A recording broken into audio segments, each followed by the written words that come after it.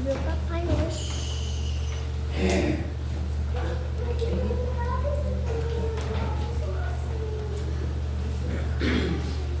Abra a Bíblia de vocês lá no Salmo de número 11.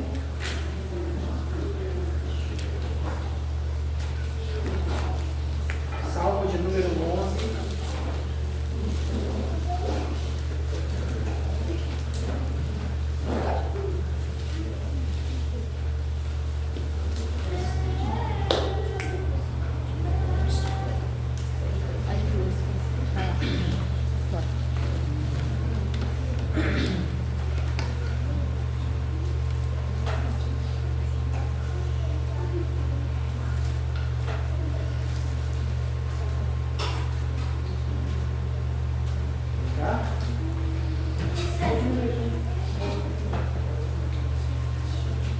Ouçamos a leitura da palavra de Deus.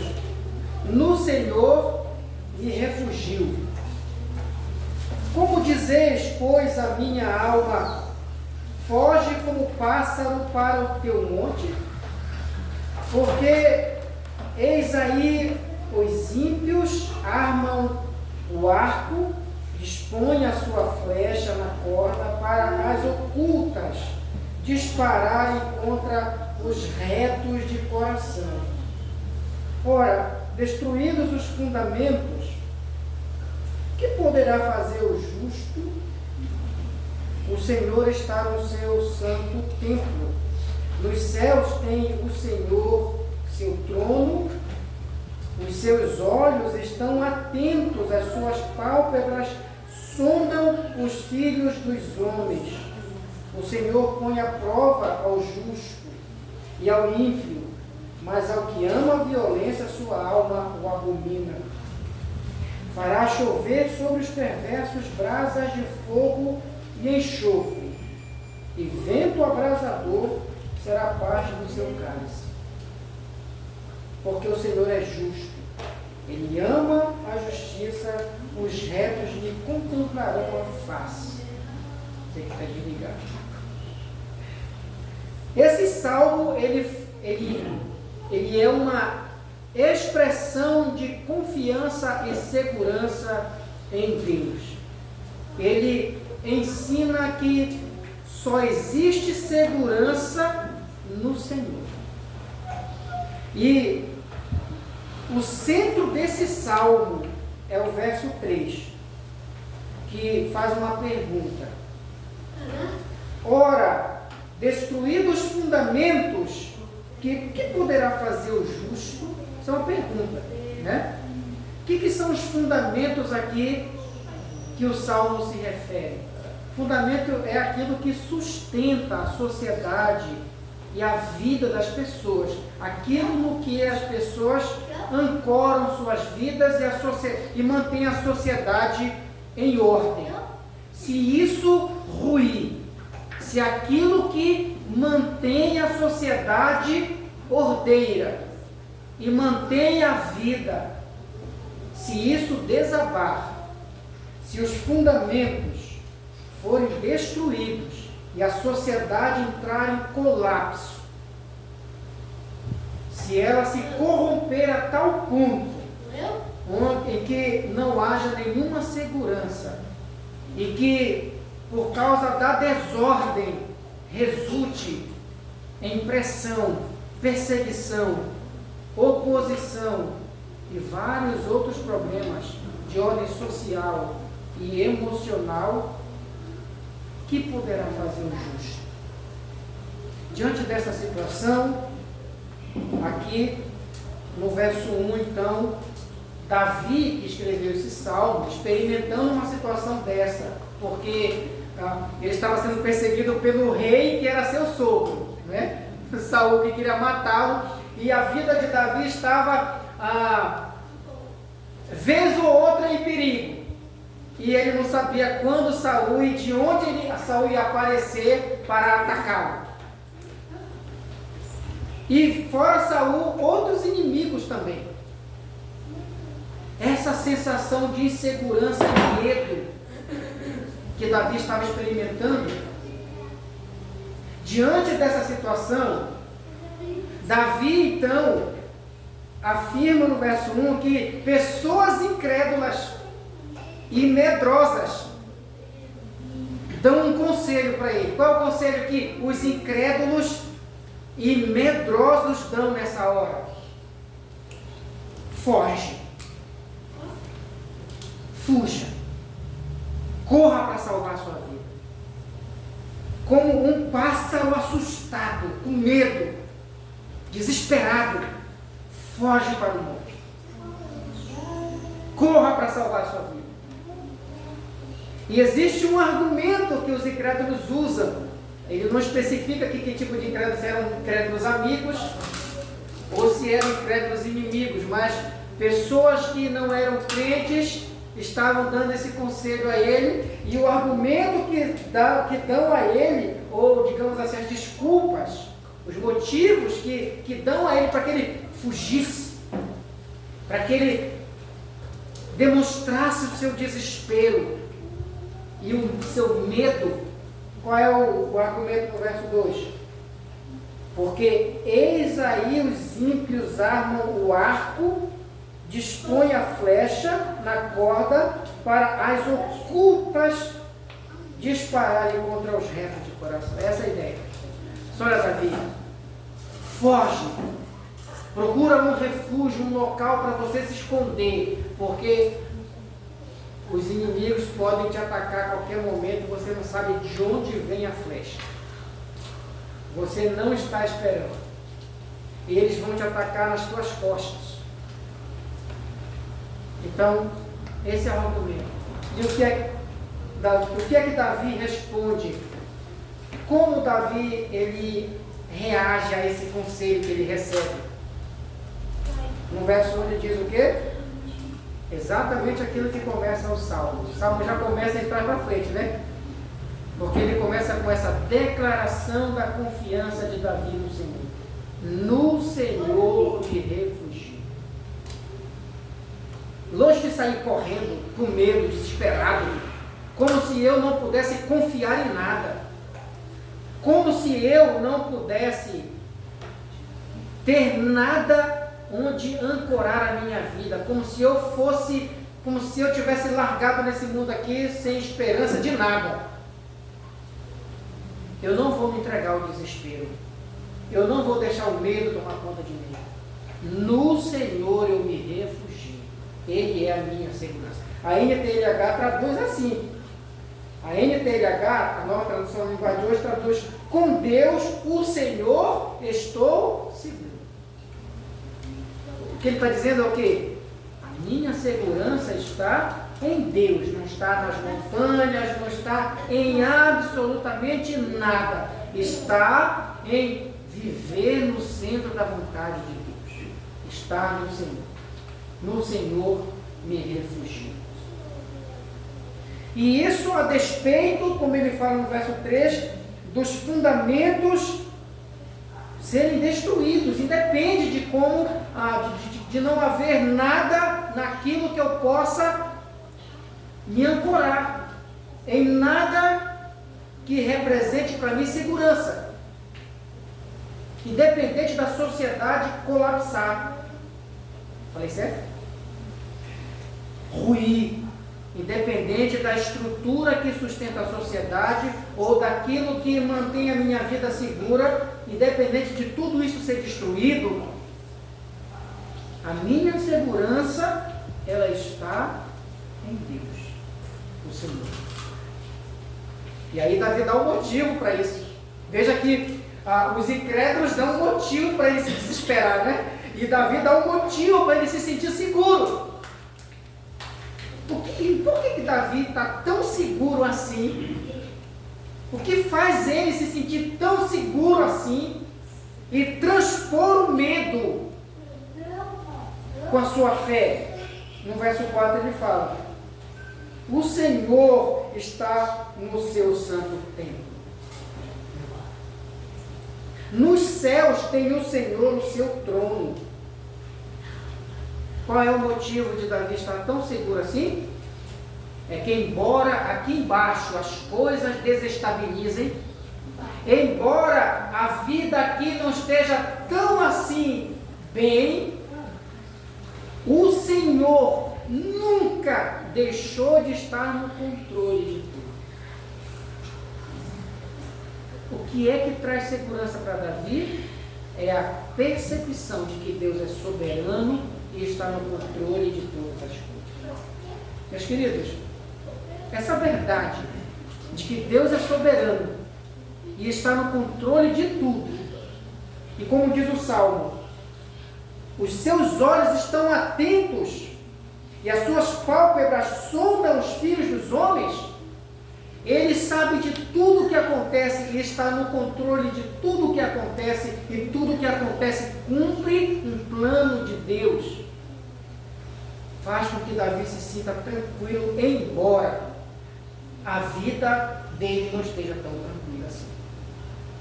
Embora o coração dele talvez esteja desestruturado, embora as circunstâncias talvez balanceiem ele e mexam com as suas estruturas.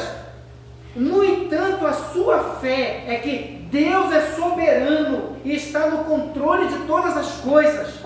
E por isso ele diz: eu estou seguro, eu confio em Deus, eu vou me abrigar no Senhor que está no trono do universo, controlando todas as coisas.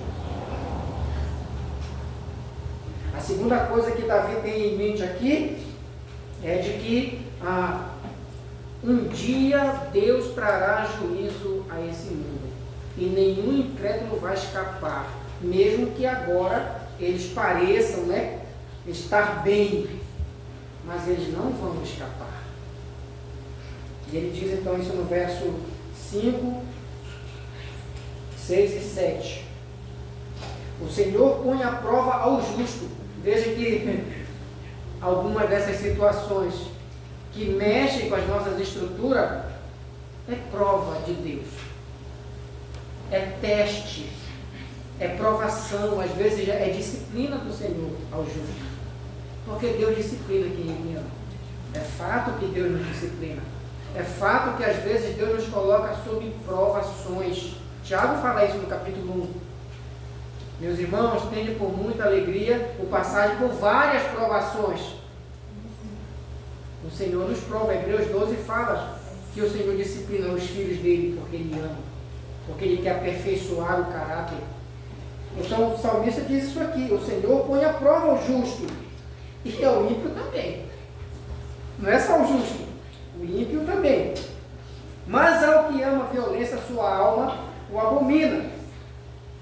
Fará chover sobre os perversos brasas de fogo e enxofre, e vento abrasador será parte do seu cálice.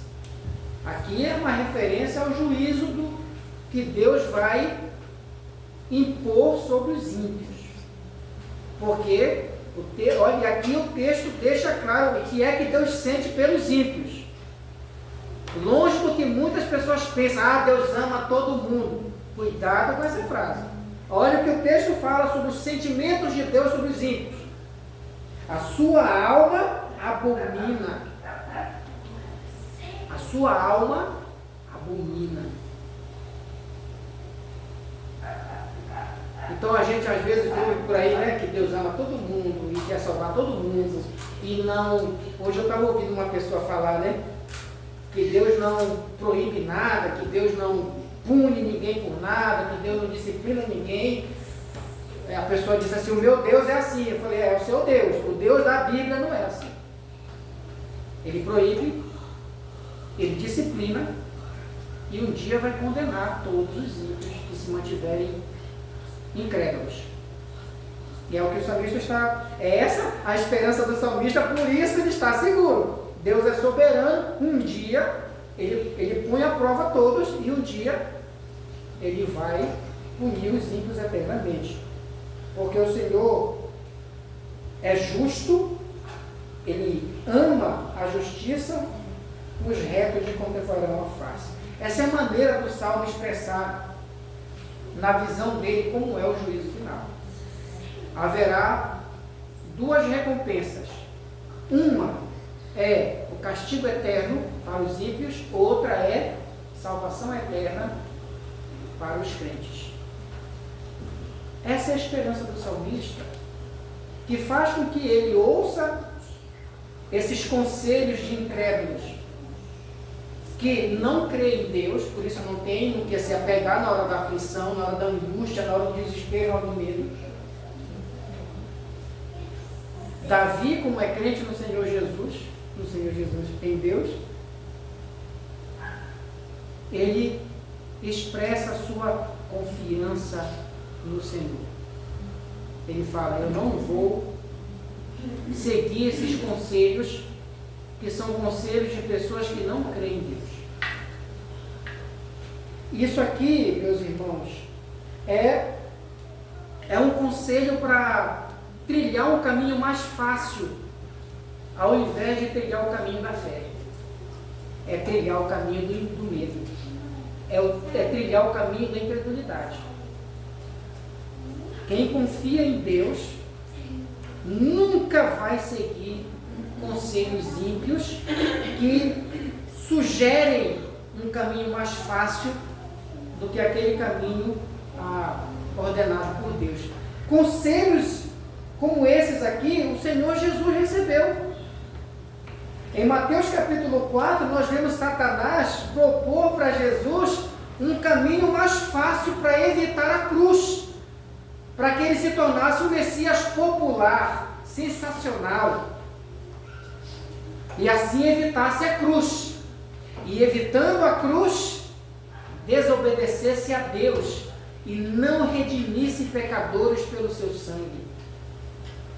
E não foi só Satanás que sugeriu um caminho mais fácil, alternativo e sedutor para Cristo. O próprio apóstolo Pedro, quando Cristo disse que ele morreria na cruz, Pedro falou: não, Senhor, que é isso? Tenha pena de si mesmo, não morra na cruz, não. Dê valor à sua vida. Existe uma outra via. Pedro disse isso para Cristo. O que Cristo falou para ele? Arreda daqui, Satanás. Ele sabia de onde vinham aquelas palavras, embora saídas da boca de Pedro, por trás daquela influência havia Satanás, para evitar a cruz. Cristo não aceitou nenhuma proposta de caminho fácil. Ele estava focado na cruz. Ele sabia para o que ele veio, a esse mundo. Ele veio para dar a sua vida em sacrifício, para, através do seu sangue, redimir pecadores. Hebreus capítulo 12 é um texto que ilustra muito bem isso. Hebreus capítulo 12, verso 12 e 3.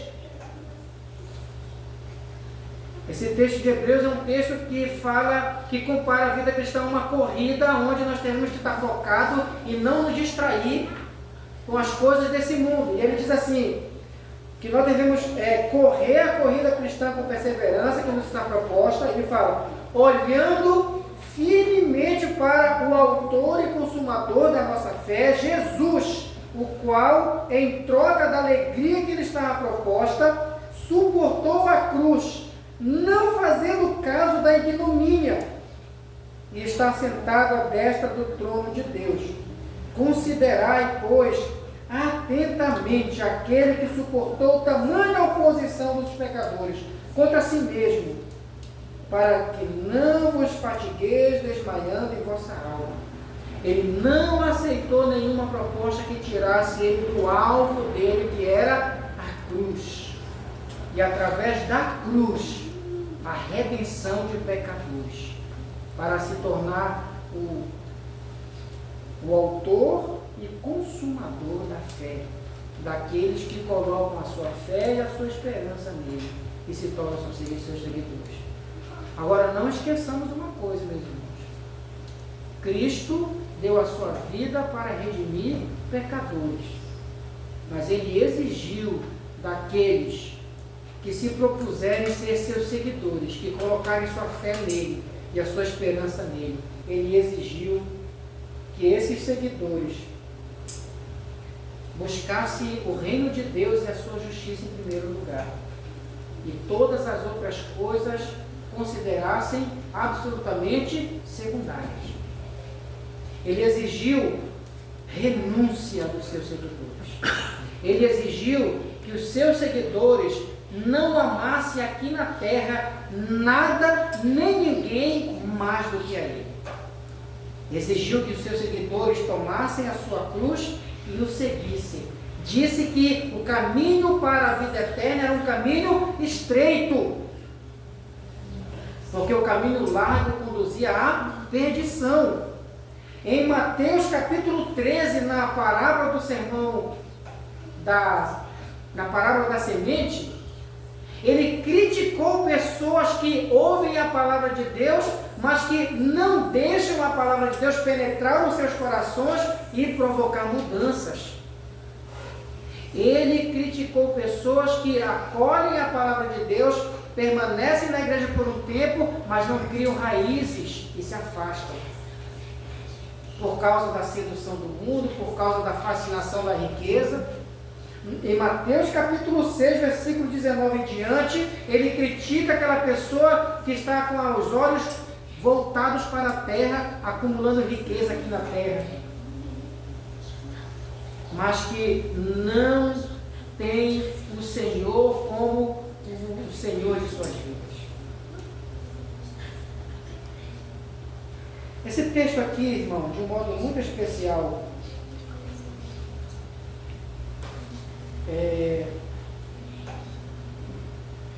nos fala, nos lembra que nós sempre temos que estar declarando a nossa fé no Senhor, a nossa confiança, a nossa segurança no Senhor Jesus. Sempre haverão propostas, alternativas, sedutoras, mas de um caminho mais fácil. A permanência em determinados pecados é um caminho mais fácil. O arrependimento e a mudança de vida, o abandono do pecado é um caminho difícil, é um caminho estreito. Poucos querem trilhar esse caminho. O caminho da devoção, do compromisso com Deus, é um caminho difícil. Sempre há propostas em diversas situações da nossa vida de um caminho mais fácil, onde nós somos desafiados pelo Senhor a declarar a nossa segurança, a nossa confiança e o nosso compromisso com Deus, e não aceitar propostas de caminhos aparentemente mais fáceis.